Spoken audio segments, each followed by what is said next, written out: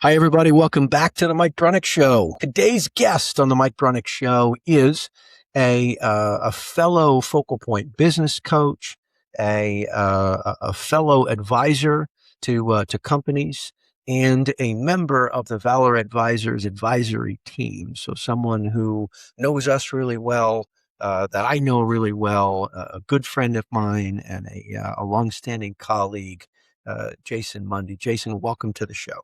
Hey, Mike, thanks for having me. It's good to see you, and I'm happy to be a guest today. Yeah. Great to have you on.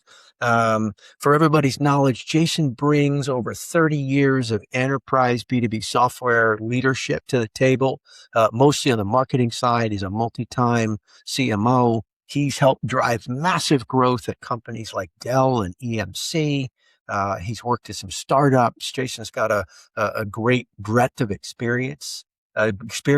Today, he helps leaders and CEOs and businesses of all sizes scale their go-to-market strategies and work on their executive presence. I said presidency. There you go. Yeah, Uh, so it's my pleasure to introduce Jason. Jason, thanks for being with us. Thanks for taking some time out of your busy schedule to chat with me, but also with the audience today. happy to be here. Awesome. So let's start with the easy question. Tell us who you are, what you do. Just give us a little bit about your background. Yeah, so you gave a great intro on my background. I spent 30 years in high tech at some enterprise 100 companies, also some small, fast, high growth startups as well. And sort of cut my teeth, grew up at EMC and Dell.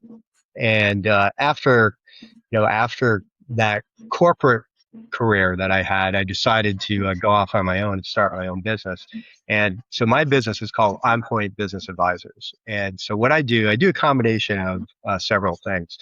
I am a Focal Point certified business and executive coach. Uh-huh. So I do coaching. I work both with small businesses, mainly in the tech industry, as well as professional services, but I also do executive coaching. So I work with leaders on their leadership development and help them grow in their careers and be more effective as leaders. But I also do consulting. I work mainly as a fractional or interim chief marketing officer, particularly in the tech space. So I'll come in, I'll fill a gap, I'll solve particular problems, work on specific programs or projects. So it could be anything from marketing strategy to planning to messaging and positioning, building demand gen programs, doing branding, PR, you name it, wherever a company might need help. So I sort of span between doing the coaching and I do the consulting, and it really depends on what do my customers need? What's the best way for me to engage with them? Fantastic. Fantastic. Yeah, you mentioned coaching and advisory work, but also the fractional stuff. And fractional's funny, there's some people that use fractional executives a lot. Some people never use fractional executives, but I find a lot of people, misunderstand what the purpose of that is. So what do you feel like the biggest misconceptions are about the fractional model? Yeah, I think there's definitely a lot of confusion around what does fractional mean? It's sort of it's the new terminology around sort of consultant or maybe even contract. But I think in the world that we're in, you and myself, part of Valor Advisors and part of OnPoint Business Advisors, we're bringing in a great amount of experience and depth of expertise. And we're able to help companies apply that without having to pay for full-time resources. So we bring in an outside perspective, right? So a fractional executive can come in and hit the ground running. They can really assess the situation that an organization is in, bring in a fresh perspective, bring in an outside, unbiased, and objective perspective to help that organization, help the leader and the CEO, whoever it might be, to see things that they don't necessarily see. Because once you're entrenched in a company, everybody, it doesn't matter who it is, everybody really starts to kind of put the blinders on and get groupthink. And so bringing someone from the outside who can come in and be basically a hired gun, maybe call it a mercenary, who can go in and solve particular problems, identify what those problems are, help solve those problems, or fill a gap that the organization has, is the value that we bring. And we can do it much more cost effectively than bring in a full-time person, because it's fractional, which means we're not working full time. So it can be that much more cost effective, and the commitment is not like hiring a full-time person. Yeah, makes sense. Makes sense. I mean, fractional really just means part time. It's when we get into fractional and interim. So I'm Yeah. doing this for a little while part time. So would you say that it's mostly for companies that don't have, in your case, a CMO? So they're not quite ready for a full time permanent CMO, but maybe they know that they need some extra leadership, and so they're bringing in a part-time leader? Or is it more in a scenario where they're between, in your case, CMOs? So this, primary CMO they had left, they're going to backfill, but in the meantime, they're going to fill in with somebody interim and fractional. Or is it additive? We've got a, marketing leader, and we want to give them a little bit more help. We want to put some additional hands on oars. Which of those scenarios, or all of those scenarios, do you feel like is an appropriate use of a fractional executive like yourself? I think you answered it right there. It's really all of the above, right? It could be a number of different scenarios. It could be filling a gap, right? That's kind of where it's more of like an interim role. So it could have been a change in the organization where there's a hole, and you need that fractional executive, whether it's a CRO or a COO or a CMO, to kind of come in and fill that and keep things running until a replacement can be brought in. Sometimes it's coming in where the organization can't really afford to bring in the level of expertise that they need to bring in on a full-time basis. So you can come in and you can help establish the process, help establish the organization that needs to be put in place. And other times it can be really just giving that leader or leaders some extra juice, right, to help them gain additional capability and bandwidth to go solve all the problems that they need to be addressing, right? So you're really augmenting it. But I even say there's a fourth, and that is to be sort of that trusted advisor. I know that word is overused quite a bit, but to be that person who can relate to where that particular role or function is, and give them the support, and actually do some coaching along the way to kind of help them see things differently, and to help them develop some of their leadership capabilities so they can be that much more effective in their role. And so coming in with that outside perspective, we're somebody that can be trusted. We're not someone who's being brought in by the board of directors or by the investment company. A lot of times when you're at the top, whether it's the CEO or the next level down, that's a pretty lonely place to be.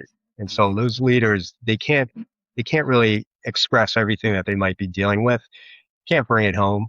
Having someone who is trusted from the outside, who understands the seat that they're sitting in and the types of problems that they're dealing with, can be extremely beneficial, because they can really open up and confide in us, and we can give that guidance and we can give that coaching, and to help them be that much more effective. Super helpful. And this episode is timely. We've talked to the audience about a little bit about the Valor Advisors model, where we bring in a collection of trusted advisors, Mhm. depending on what it is the client needs. They need help with product management. We've got product management folks. They need help with sales execution. We've got sales execution folks. So let's talk about a real world example, and one that you and I know really well, and anybody who's followed along with either one or both of us on LinkedIn knows a bit about. Our biggest client last year at Valor Advisors was a company called Hyperlayer, and you and I just finished a stint where we did some interim fractional work for Hyperlayer under the Valor Advisors banner. So tell the audience a little bit about Hyperlayer and the stage that they were at, and what expertise that you were able to provide to them during the time that you were helping them get off the ground? Yeah, Hyperlayer is a really interesting company. They're a fintech that's based in London. They sell a technology that is specific for banks of all sizes. And if anyone who's listening knows anything about the banking industry, their core banking system, core ledgers that everything runs on. These are monolithic. They're extremely stable. They've been around for a long time, but they're very brittle and inflexible. And so to do any innovation around those can be extremely time consuming, extremely costly to do it. And they're not very well adept at being able to be changed in a way that can provide new innovative functionality to customers. And banking customers today expect the same sort of um, personalization, the same sort of digital experience that they're getting on all the other apps that they use and the other systems that they use today. And so banks are really lagging with that. And so Hyperlayer provides this hyper personalization platform that wraps around the core banking system. And it just integrates into it very lightweight and allows banks to innovate and create new digital experiences for banks without having to disrupt that core banking system. So it's a very uh, a unique product or solution, if you will. Has tremendous potential, and it doesn't have a ton, in my mind, it doesn't have a ton of competition out in the marketplace. And so Hyperlayer was very early stage. They were founder funded, and they were early stage funded when we started working with them. They did get their first series investment. So they were just starting to grow. They had a couple big customers that were global banks, based in the UK, but they're looking to grow globally. So we were brought in as advisors first, as you know, to help them really figure out what their go-to-market is to the U.S. market, and then where would they focus? Like, where would they actually put their attention? How would they go after the U.S. market, and then establish that go-to-market engine and function in the U.S. And so what we did is we helped build that strategy. We helped them figure out where they were going to focus. There's something, when you think about product market fit, there's problem market fit. The first thing you have to do is figure out, is there a problem that needs to be solved out there that doesn't have a good solution? And so we needed to sort of help them identify, okay, what problem is Hyperlayer best suited to go solve in the US market, or the North American market, I should say, because they can solve a lot of different problems under the broader banner of sort of hyper personalization and the digital experience. And then it was to select that. We actually developed messaging and positioning for them to help go after it. And then we built out the go-to-market strategy, right, for how to enter the U.S. market. And then we became operators. So you were the interim chief revenue officer. Our other colleague was the interim general manager to help sort of oversee all of it. And I was the interim chief marketing officer. So then we started to stand up the actual go-to-market engine in the U.S. And when I mentioned problem market fit, product market fit, there's actually a third piece, and that's go-to-market market fit. And so that is absolutely critical, because every industry is different. Things are changing so rapidly today, especially with AI. Buyer's journey has been completely flipped on its head. What worked a couple of years ago certainly doesn't work today. What worked a year ago doesn't work today, even 6 months ago. So we had to really try to establish what was the right go-to-market for Hyperlayer to enter the U.S. and North American market. And so that's what we did. So we spent a good portion of time doing that, building a team and establishing processes and the functions. Great stuff. And I think we agree that it's Hyperlayer, really cool technology. So what were some of the problems that you felt like they needed to solve? right away? What was the prioritization effort, right? They were brand new. They had a couple of clients. They didn't have a lot of competition, but they didn't have a lot of market awareness, and they didn't have a lot of people. In fact, did they have any people? Give us just the quick overview of what it looked like on day one, what it looked like on the day they completed their Series A, and what it looks like today. You just finished up with them, I think, a couple of weeks ago. So Yeah. just give us sort of the three snapshot view, the before, middle, and after of where they are in their journey of building a go-to-market engine. Yeah, I alluded to it and what we just talked about a bit. They had several problems. One was sort of honing in on what's the particular problem that they needed to solve. Yep. And what we determined was family banking was the area that they had probably the greatest opportunity to go fix, right?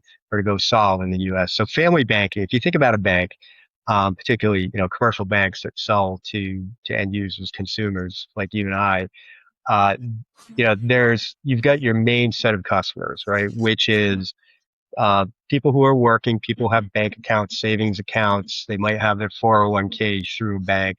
They're looking for loans. That's sort of the bank's bread and butter. But they have children. And so those children are growing up and they need to start to learn how to spend money, how to save money, and how to operate financially. Okay. And so they, they, they need to start to address that audience because that's the actual future.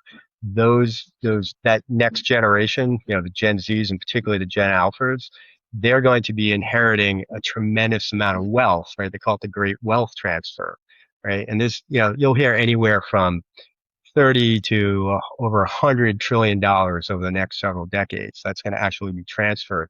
So that money is going to leave the banks if they don't capture that new generation.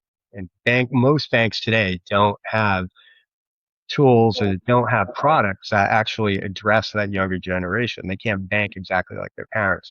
And then on the other end of the scale, we call it the sandwich generation. You've got aging parents, right, who are spending down savings accounts, um, and uh, in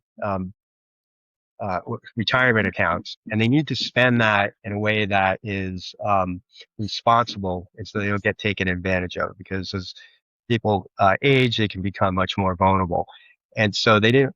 A lot of banks don't have tools for that today. So family banking really is a category that addresses that, and that requires new experiences, new tools, new ways of doing banking. And so Hyperlayer can address all of that. So we decided that that was a huge opportunity that was ripe to go after.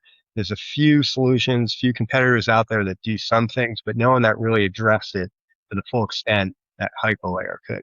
So we established that problem. We built messaging and positioning to go after it. And then what we did is we identified what the go-to-market strategy is, and then we established that go-to-market team. So we built out a full marketing team. I wouldn't call it a full marketing team, but we have the design and structure in place for what a full marketing team looks like. So we established a growth marketing function. We did that by hiring a full-time person. We also hired an outside agency to help with that.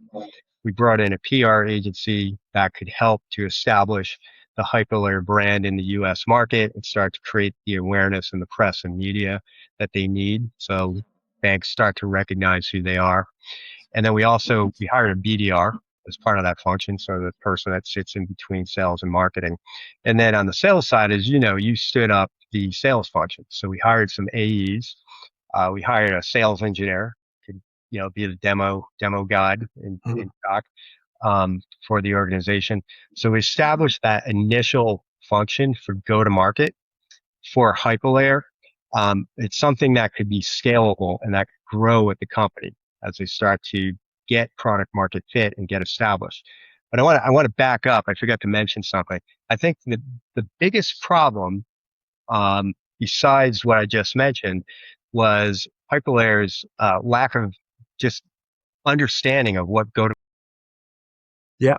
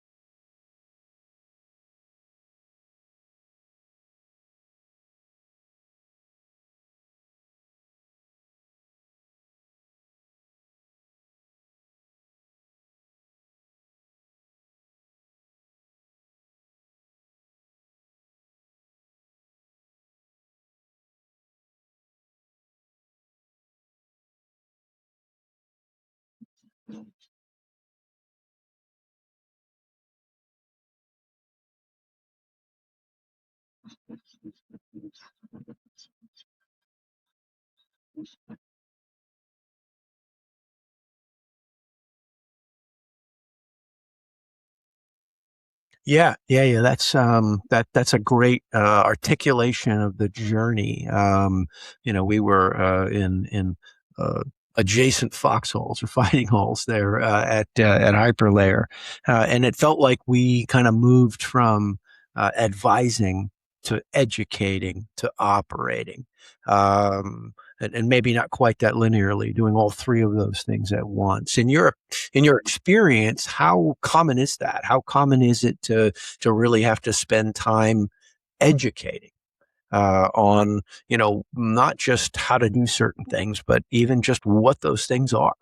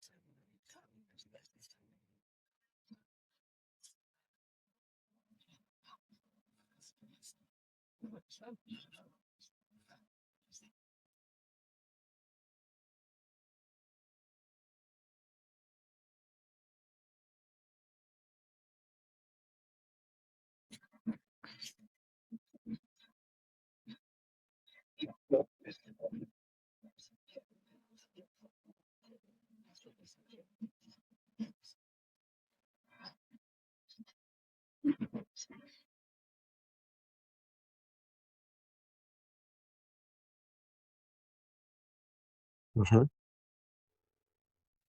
Yeah, and yeah, you're right. There was not a lot of software expertise in the building. My experience is that quite often early stage companies are product led, and so you might have somebody who's been in the software industry a long time, but they never run a sales organization, or they've never run a marketing campaign, or they've never run a customer success organization. That education piece is certainly not unique to Hyperlayer. Find we end up doing that quite a bit.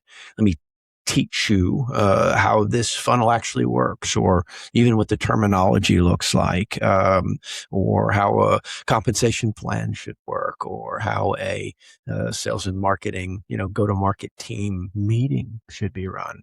So education's a big piece of it. So, switching gears a little bit back towards our audience and specific to folks like founders or early stage company leaders who are right now sitting on some, cool products, some cool technology, and not really sure how to take it to market, or have hit that natural plateau where they've done some first degree founder led sales like Hyperlayer did, and now not sure what happens next. What's the number one lesson they should take away from the Hyperlayer story? What would you recommend that those folks do?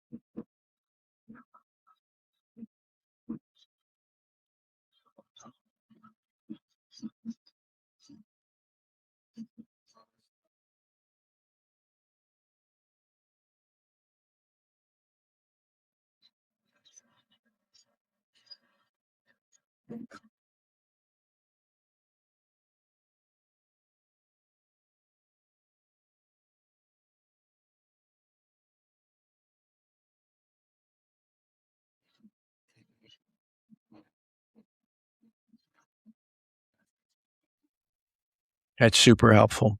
I was at a family wedding this weekend, and I was meeting several folks for the first time, several other guests, um, and one of them said, "So what do you do?" And I said, "Well, I run a small company that does go to market consulting." And they said, "I don't know what that is." And I said, "Oh, we talk to companies that wish they could sell more." And sometimes it's because they're not generating enough leads. And sometimes it's because they're not converting those leads into sales. Sometimes it's because they're not getting enough money out of their converted sales. But we'll go in and try to help them figure out why there's a gap between how much money they want to make and how much money they are making. And the person said something along the lines of, "Well, you should have said that the first time." Um, good advice over cocktails, I suppose. So what do you say to mid-level executives, senior executives, company owners, founders, anybody listening right now who wants to grow faster and they can't quite figure out why, other than call us, we'll help you figure out why. What's the one piece of advice you'd give to a founder who wants to grow faster, isn't, and can't quite put their finger on why? What would you tell them to look at first? What diagnostic or what area would you tell them to look at first?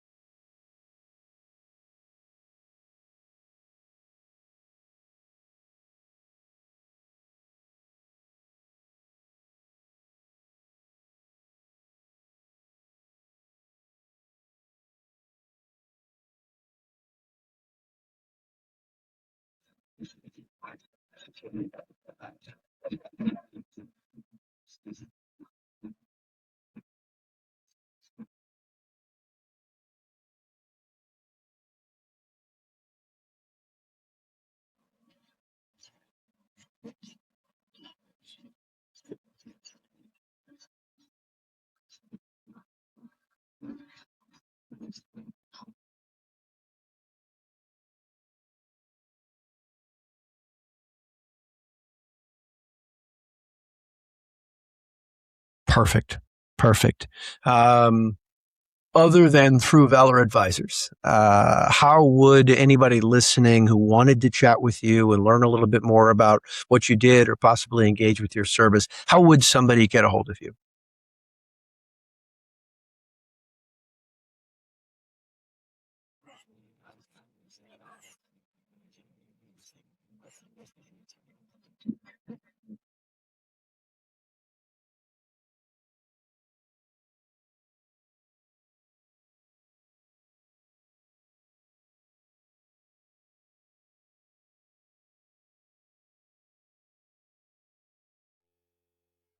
Perfect. Um, Before we wrap, On Point. I've seen your website. I've seen your logo. It looks like a hunting dog. Tell me what On Point means.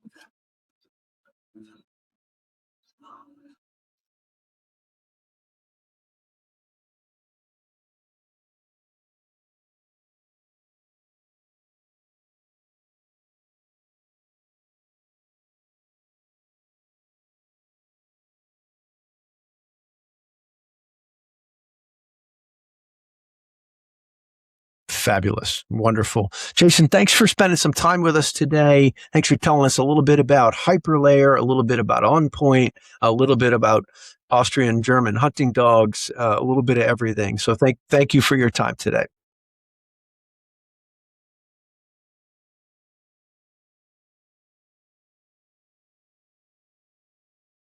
Fabulous.